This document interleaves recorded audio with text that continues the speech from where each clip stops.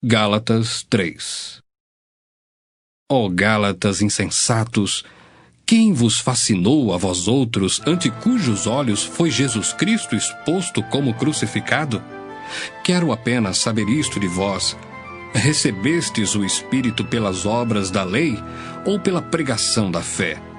Sois assim insensatos que, tendo começado no Espírito, estejais agora vos aperfeiçoando na carne? Terá sido em vão que tantas coisas sofrestes? Se na verdade foram em vão. Aquele, pois, que vos concede o Espírito e que opera milagres entre vós, porventura o faz pelas obras da lei ou pela pregação da fé? É o caso de Abraão, que creu em Deus e isso lhe foi imputado para a justiça. Sabei, pois, que os da fé é que são filhos de Abraão. Ora, tendo a Escritura previsto que Deus justificaria pela fé os gentios, pré-anunciou o Evangelho a Abraão. Em ti serão abençoados todos os povos. De modo que os da fé são abençoados com o crente Abraão. Todos quantos, pois, são das obras da lei, estão debaixo de maldição, porque está escrito: Maldito todo aquele que não permanece em todas as coisas escritas no livro da lei para praticá-las. E é evidente que pela lei ninguém é justificado diante de Deus, porque o justo viverá pela fé. Ora, a lei não procede de fé, mas aquele que observar os seus preceitos, por eles viverá. Cristo nos resgatou da maldição da lei, fazendo-se ele próprio maldição em nosso lugar, porque está escrito: Maldito todo aquele que for pendurado em madeiro. Para que a bênção de Abraão chegasse aos gentios em Jesus Cristo, a fim de que recebêssemos pela fé o Espírito prometido. Irmãos, falo como homem. Ainda que uma aliança seja meramente humana, uma vez ratificada, ninguém a revoga ou lhe acrescenta alguma coisa. Ora, as promessas foram feitas a Abraão e ao seu descendente.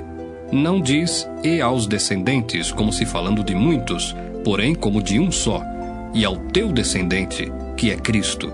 E digo isto: uma aliança já anteriormente confirmada por Deus, a lei, que veio 430 anos depois, não a pode abrogar, de forma que venha a desfazer a promessa.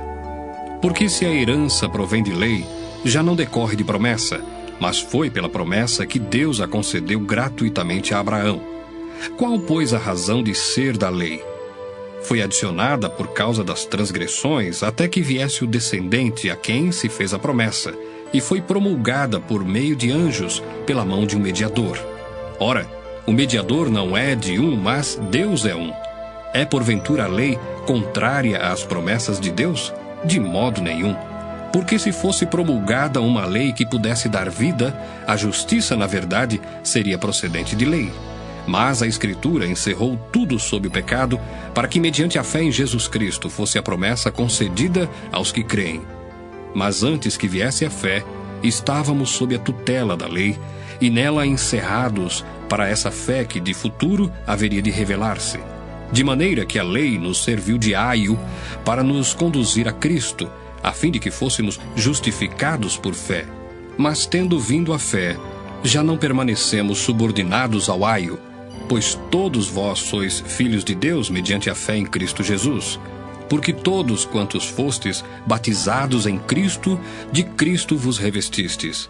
De Sarte, não pode haver judeu nem grego, nem escravo nem liberto, nem homem nem mulher, porque todos vós sois um em Cristo Jesus. E se sois de Cristo, também sois descendentes de Abraão e herdeiros segundo a promessa.